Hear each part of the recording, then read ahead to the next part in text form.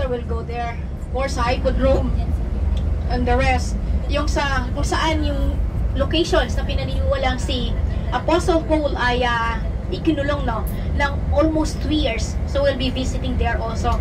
And of course, yung relics or yung ruins na naiwan sa panahon nung itinayong palasyo ni King Herod the Great. So kung magbabacktrack tayo, ang mga Romans, especially King Herod, they want a luxurious living type lifestyle before. That's why he created this luxurious palace and the rest of the parts of that Roman ruins.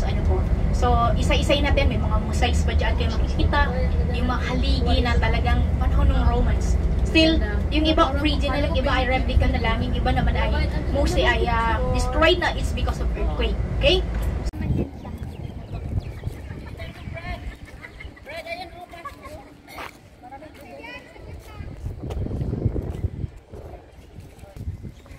Hello, good afternoon. Hapon na at mainit. Nandito kami sa palace ni King Herod the Great. Let's take a look the place. Samahan nyo kami sa pag ikot-ikot dito. Ito ay historical place.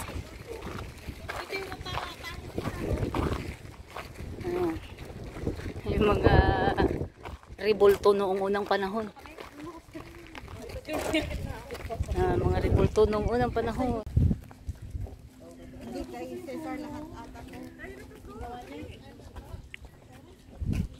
Ang init.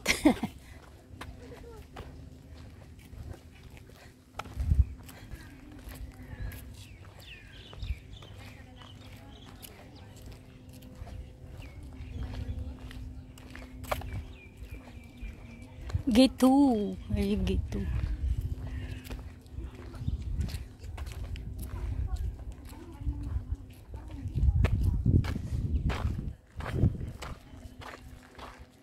Herod Cheater.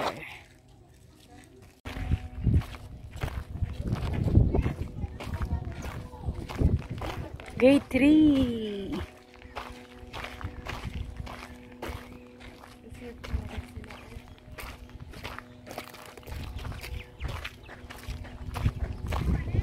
Gate 4.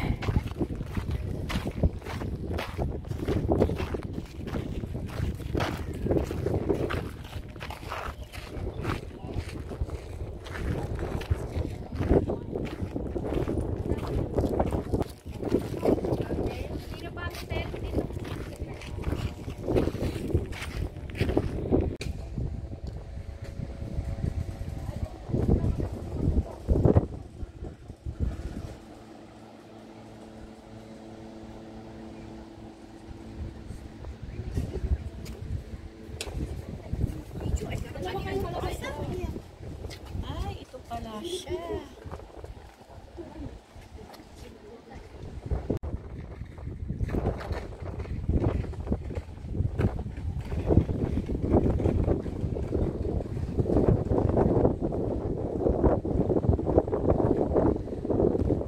La la la la la.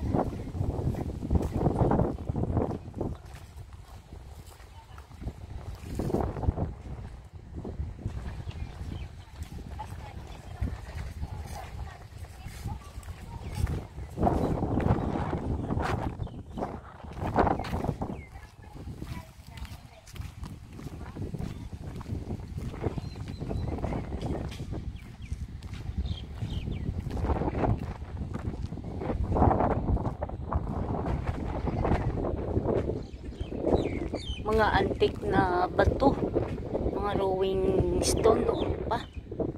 Ayan.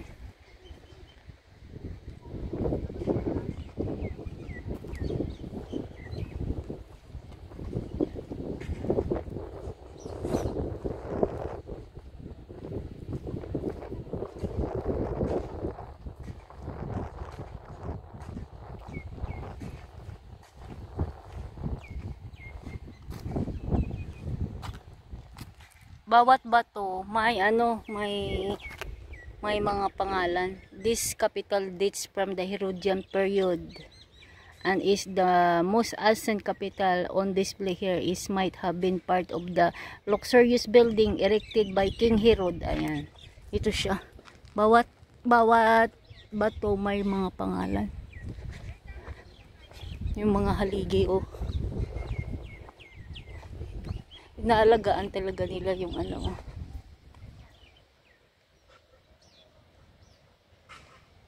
Naalagaan nila yung mga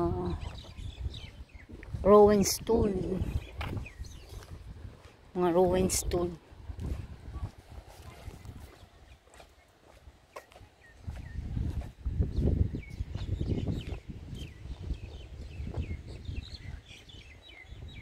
Yung mga haligi nung unang panahon.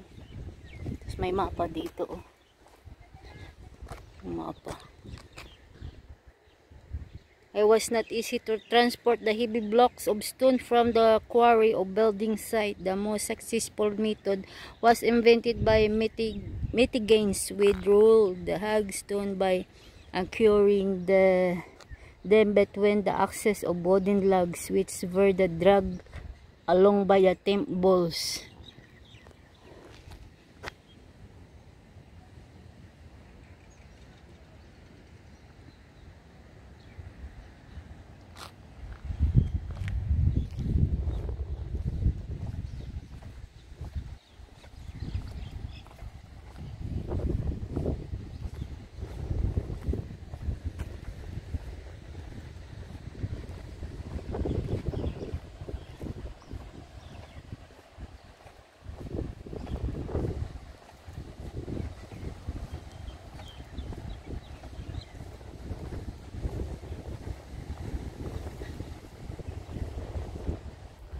Eka! Mga ruin stone.